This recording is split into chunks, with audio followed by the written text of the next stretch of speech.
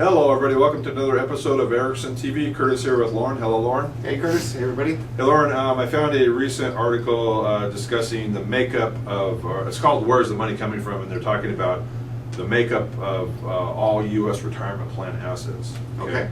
And this was calculated that there was $26.2 trillion in total U.S. retirement plan assets. Okay, that sounds good. Yeah, and the interesting thing, so that's the good news, and the Right. interesting thing was of the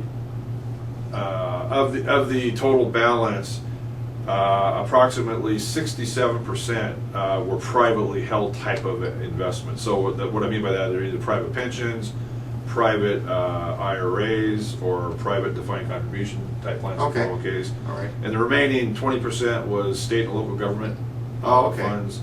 And then federal government, 13%. Okay. If that makes sense. All So 67% in the private sector, 33% in government sector. All right. Now I want to focus in on the IRA balances.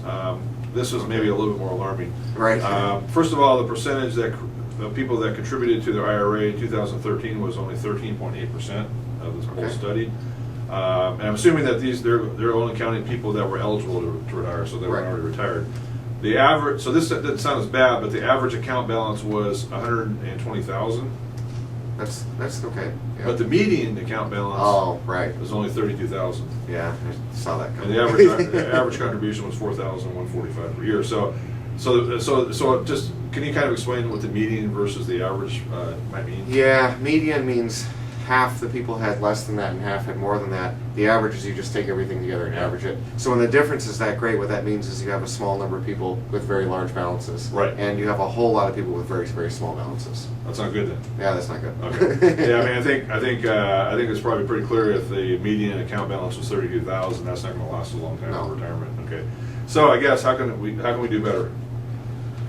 Oh boy, how can we do better? Well, contribute more. Yeah, contribute more. I mean, I think that if the balances are that low, that what you're dealing with is that people just haven't been saving money. But I think that, boy, there's a lot of things that have to happen sort of simultaneously. I mean, I think most people probably have simultaneously, they're not saving up enough for retirement, and if they're my age or younger, they probably have a lot of debt. And there's probably a lot of student loan debt.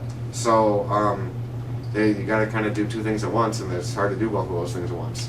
Yeah, and I think that the final part of this episode is that I don't have proof of this, but I suspect if this study was done 20 years ago and 40 years ago, the amount of state and government pension and federal pension was higher compared to the IRAs, and then and much more private pensions, So those are the things that are being reduced, and so I think what the communication is that, folks, it's going to be on you. You're going to have to save, and you're going to have to, And that was one of the many benefits of the old pension system, at least for the employees. I mean, it turned out to be unsustainable, but you didn't have a choice. Right. you were just in your pension. It was a forced plan. Yeah, that was just it. And in the long run, though, that was what worked for people. Yeah, and I think one thing, you brought this up in a previous episode. I think if people would put their IRAs on autopilot, just put the money out of sight, out of mind, they would be better. Yep, I think so. All right. Well, if you're having trouble with your IRA balance, please contact Lauren or myself. We'll be glad to give you some guidance. Thank you very much for watching this episode of